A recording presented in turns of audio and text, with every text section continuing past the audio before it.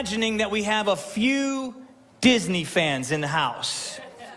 Do we have some Disney fans in the house? If you've got one of those fancy yearly passes, raise your hand. People are like, I'm not going to raise my hand because everyone's going to ask me to take me there. I know we got some Disney fans in the house, and Disney is really quite a thing, isn't it? Let me share some facts with you that you might not have known. Walt Disney World here in Florida encompasses more than 30,000 acres. It's about the same size as San Francisco. It first opened its doors in 1971 at a cost of $3.50 for a ticket. They used to have these e-ticket attractions. Some of you who are older might remember this. You know, if you wanted to go on some of the faster attractions, that was the e-ticket, like Space Mountain and so on and so forth. Annual attendance at Disney is 17.5 million people. Epcot is 11 million people. Disney Hollywood Studios is 9.9 million, and Disney's Animal Kingdom is 9.9 million people. That's a lot of people. But you know what's interesting? Walt Disney did not live to see the opening of this park. He died about 6 years earlier. And at the opening of that park, one of the designers said, "Oh, it's too bad that Walt never got a chance to see this park."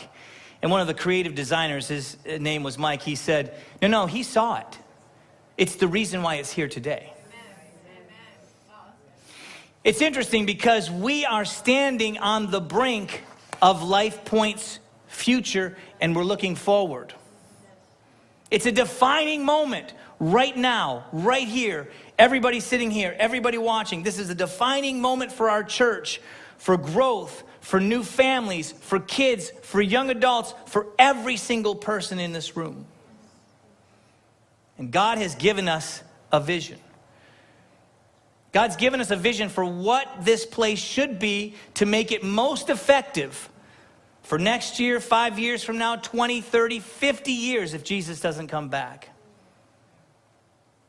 Last month, we celebrated 20 years as a church. It was a big accomplishment, 20 years as a church. But I know, and I believe you do too, God is not finished with us yet. Amen? We passed out these bracelets a while ago. I know some people are still wearing them. It was a way to help you memorize our theme verse for the next initiative. And I want to say it together. I'm going to put it up on the screen. But if you have it memorized, I want you to say it from your memory, or if you need to, consult your bracelet. But here it goes. And I am sure of this, that he who began a good work in you will bring it to completion at the day of Jesus Christ. I saw plenty of people close their eyes to say that verse.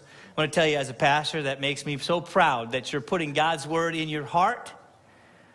And for us, that is like a statement that helps us understand, until Jesus returns, our church is a work in progress. Spiritually, obviously, but physically too. In the last few weeks, we've presented a vision of what we want to do here at LifePoint Christian Church. Maybe you noticed on those tripod stands in the back of the room some of the ideas that we have to open up our foyer and add some space, to increase the children's teaching space, to modernize and upgrade our look. We talked about how we were going to do it, the cost of doing that, why we need to do it. It's not a vanity project. This is not about making sure we look good and we've got the fanciest looking church building in town. This is about being good stewards of the resource that God has given us. He put us on this property about 9 years ago, and we recognize that this building is a tool. It's a tool we use to accomplish God's purpose. And like any tool, we have to make sure that it's sharpened. We have to make sure that it is updated. We have to make sure that it is the most effective tool that we can use to be focused on Christ and to be faithful in our community and faithful for future generations. And we're going to take some steps now to ensure that we're a growing church decades and decades into the future. But it will take some obedience. It will take faith.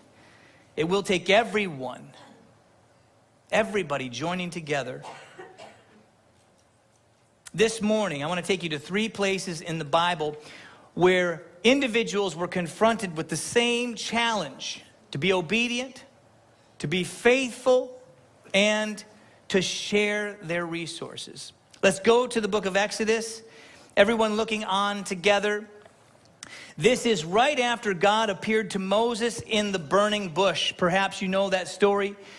Moses was a shepherd. He saw this bush in the distance. It was burning, but it wasn't burning up. He went over there and God spoke to him.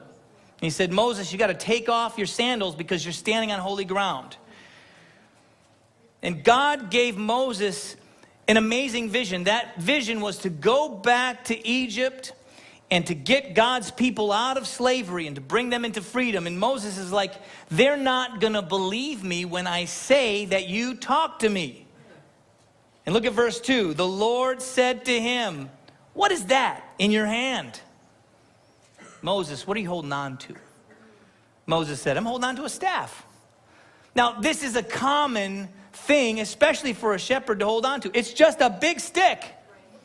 Think of a walking stick. A shepherd would use that to steady themselves. A shepherd would use that for the sheep to guide them, sometimes to discipline them. It was a perfectly ordinary tool. But let me tell you something. God can use that ordinary tool for extraordinary things.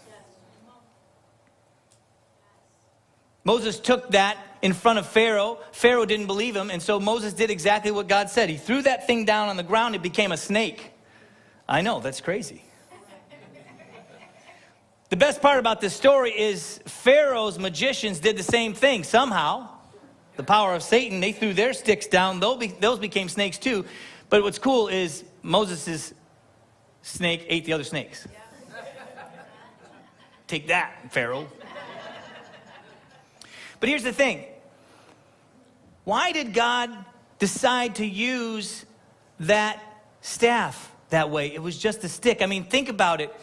It wasn't too long before Moses and the Israelites were in the desert, and he used that same staff and he hit a rock and it brought water for the people to drink. And then, of course, he stood on the brink of the Red Sea with the Egyptian army behind him. God commanded him to raise that staff, and when he did, miraculously the waters parted and all of Israel walked through on dry land. It was just a stick. It was just ordinary. Well, let me tell you this. Nothing is ordinary when it's used in obedience to God. Nothing is ordinary when it's used in obedience to God. There are so many examples in the Bible just like this. It reminds me of another inspiring story in the scriptures. I want you to turn forward to the book of 1 Samuel. 1 Samuel chapter 17. You're going to skip over several books. While you're looking for it, let me give you some background. 1 Samuel chapter 17. The Israelite army is encamped and they're about to go to war with the Philistines. Every single day, a giant known as Goliath would come out of the army of the Philistines, and he would present to the Israelites an option. He would say, send somebody to fight me. Whoever wins that battle will win the whole war. The problem with Goliath was he was a giant, and he was a skilled warrior, dressed head to toe in armor, a huge sword. And nobody was willing to fight him. Well, of course, you probably know the story. David came forward, and they tried to put all of the weapons of war onto David. Now, David was a young man, potentially between 14 and 18 years old, but not big. When they tried to put the king's armor on David, he goes, I can't even move.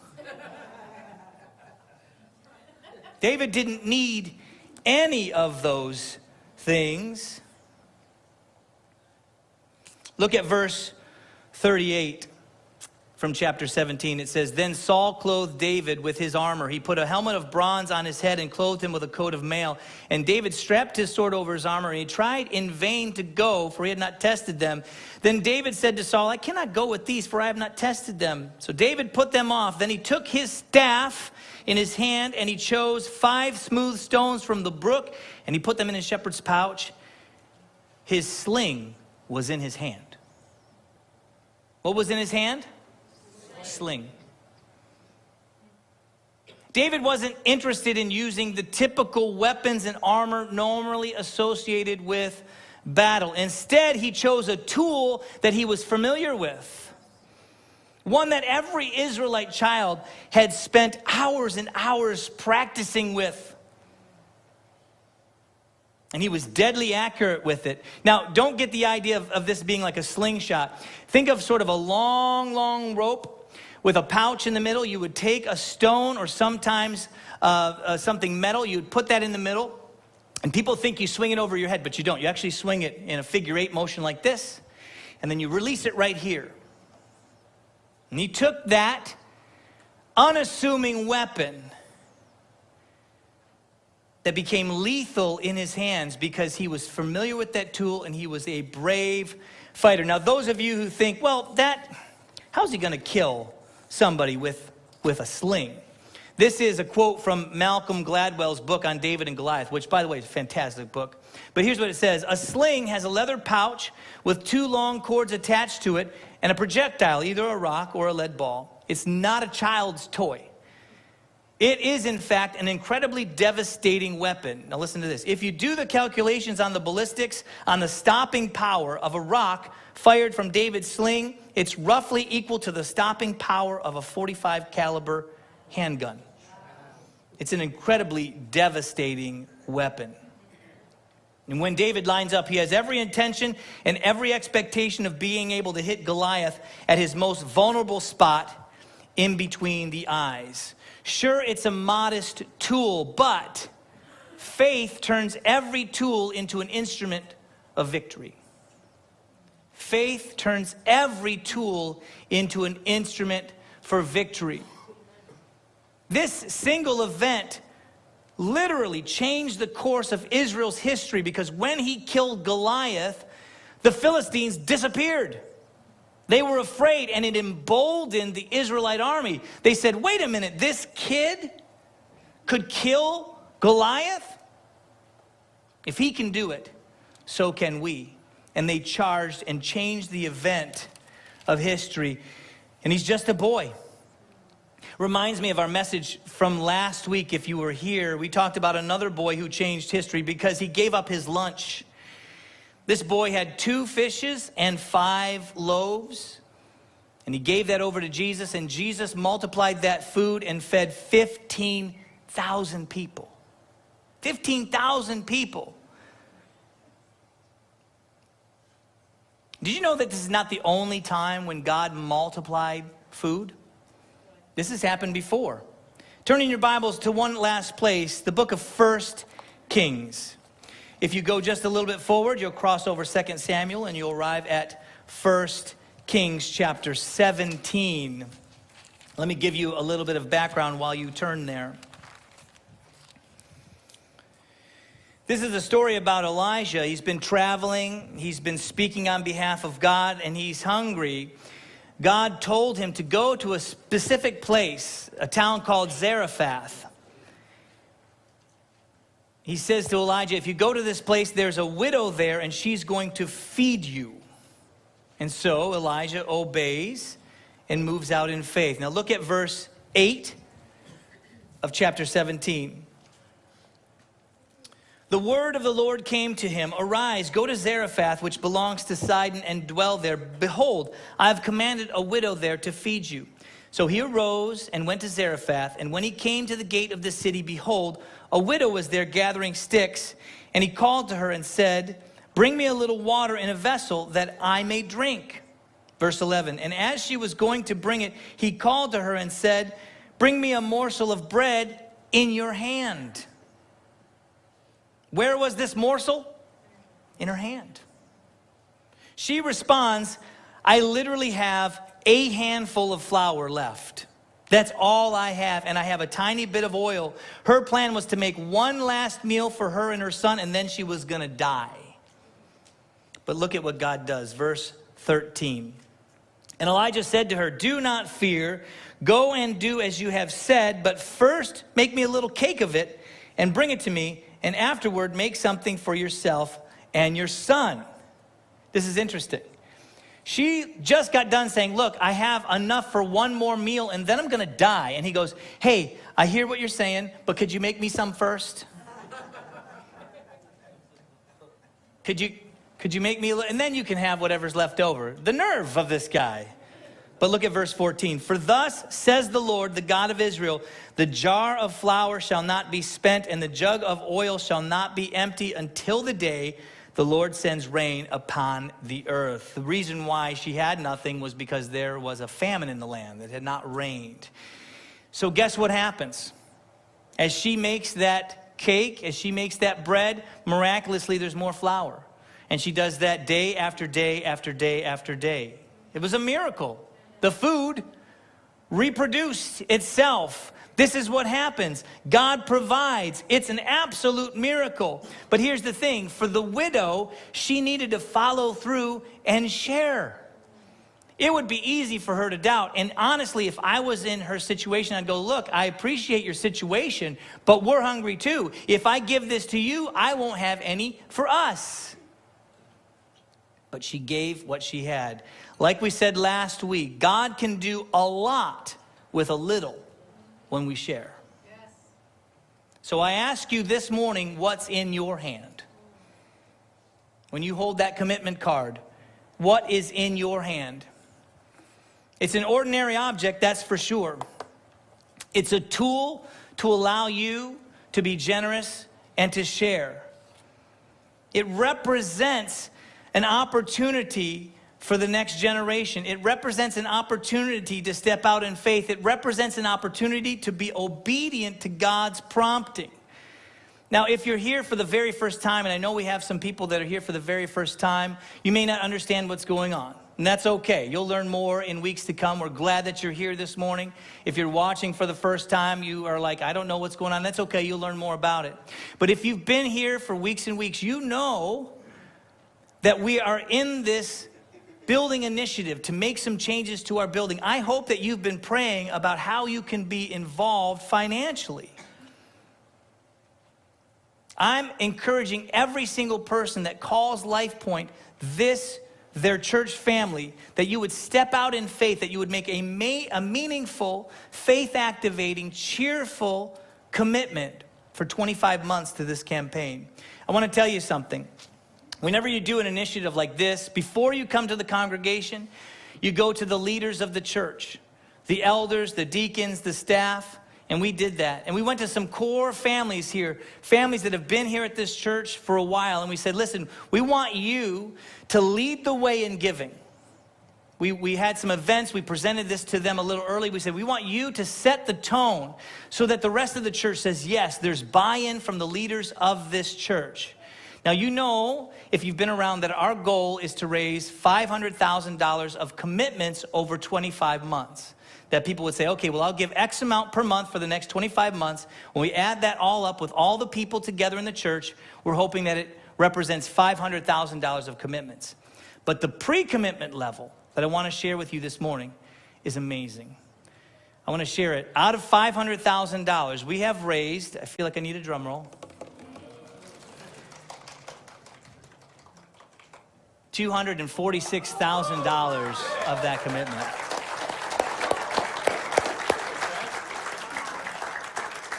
So let me explain what that means. 22 families, out of however many families there are in this church, which is at least 100 or so, probably more, 22 families have already provided about half of what we need. That's amazing. That's amazing. When I think about that, I want to confess the doubt that I had early in this project to God and say, I'm sorry, Lord, that I doubted you. I'm sorry that I doubted your generosity.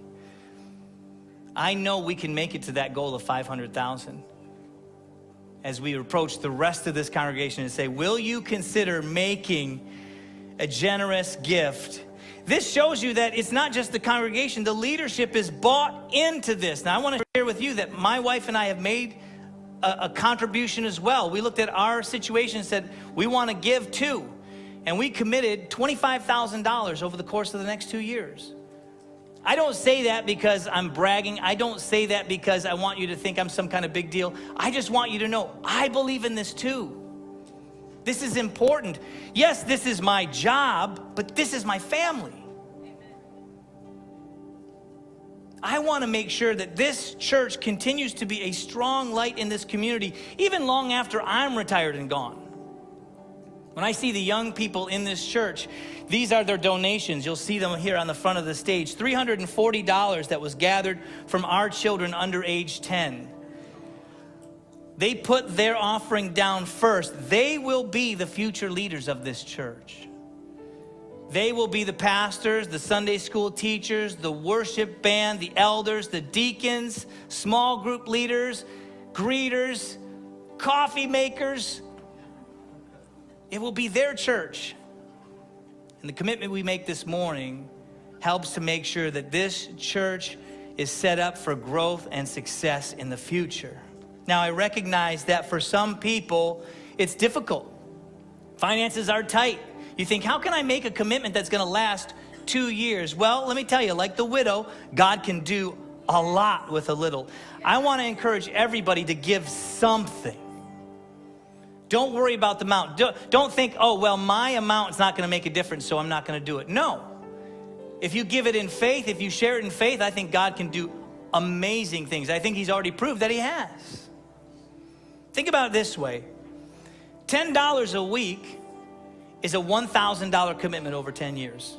$10 a week, that's you deciding I'm going to drink coffee at home instead of Dunkin' or Starbucks. Think about how simple that sacrifice is. For some, that seems like a large commitment, but for others, that's not near enough. Some of you have been blessed to have resources that would allow you to commit $100 a week. That's a $10,000 commitment over 2 years. Do you see how it adds up? It's amazing. Maybe you decide, okay, we'll just go out to eat a little bit less, or maybe we'll skip a vacation. Listen, we've been praying about what God would do. I know that God can raise up somebody to even make an extraordinarily large gift, maybe $50,000 or $100,000. There are people that can do that. But let me tell you something. No commitment is too large, but also no commitment is too small. No commitment is too small. The card in your hand might seem ordinary, but nothing is ordinary when it's used with obedience. Let me give you some instructions on how we're going to do this morning. First of all, for everyone, I would encourage you to take a look at this giving potential chart. It shows you kind of where you would fall, and I would encourage you to prayerfully consider how much you would put towards this project, how much you would invest in the future of this church. Now, online, I would ask you to go ahead and look at your screen, because we're going to put this up on the screen for you as well. If you're in person, what I would love for you to do is turn the card over and indicate what you would commit. There's a couple different places, and let me explain it to you. There's a place for the kickoff gift, which we're going to take in just a moment. And then there's a place to indicate a 25-month commitment. What you do is you add those totals up and put them here, and then you sign it. And then put it in your envelope and prepare to bring it forward. That's what you do if you're in person. If you're online, I would send you to this place. As a matter of fact, we've got it on the screen there. You can either go to lifepointchurch.com/next, or you can use your phone to take a picture of that QR code. That will take you to the online version of this form so that you can do it online. The instructions are about the same. Indicate your courageous gift, your kickoff gift. Indicate your consistent gift, and add those up, and then submit the form. We'll receive it online. Now, once you've done that, we're hoping that we're going to take a wonderful kickoff offering. We've been saying for the last several weeks that we hope this morning's kickoff offering is the largest offering ever taken in the history of LifePoint, just to get us started. And some of you have already made that commitment. Even this morning, I saw some people already did that. Here's how you can do it. If you're in this room and you want to write a check, just put that check into the envelope and seal it, and then we're going to bring it forward, okay? If you're watching online, you can go to LifePointChurch.com, and you can choose the giving button. Make sure that you choose Next Building Initiative on the drop-down. So if you're watching online, you could do that. Now, for everybody, whether you're watching online or sitting in this room, often we give with our mobile phones, and you can give your kickoff gift that same way. All you've got to do is send any amount plus the word next. So any amount, and then the word next to 84321, and follow the prompts. So typically we do it that way. If you put next down there, that will go towards your kickoff gift. I've asked our LifePoint partners and Next team prayer members, Buddy and Kelly Balasia, to come and lead us in a prayer of thanks for what will be received today and for these commitments. Now, when they're done, Aaliyah is going to sing a song of dedication. And I want to encourage each one of you to get up from your seats during the song and to come forward and to place your envelope into this basket here. If you haven't made a decision yet, like maybe it's only been a couple weeks, or you haven't thought about it with your wife or your husband, or you haven't decided, that's okay. Here's what I want you to do. I want you to write on that card, just not ready yet, or still praying, but I still want you to put a card into the basket. If you've already made a commitment, maybe you were one of those ones that made a first commitment, a pre-commitment, I would love you to write, either just duplicate that card or just write already pledged. That's okay. But we want everybody to actually participate and put the card into the box. And by the way, when you come forward, you're going to notice the children's offering of $341. It's already here.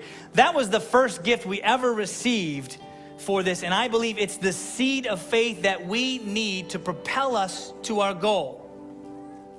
So, Buddy and Kelly, would you be willing to lead us in a prayer?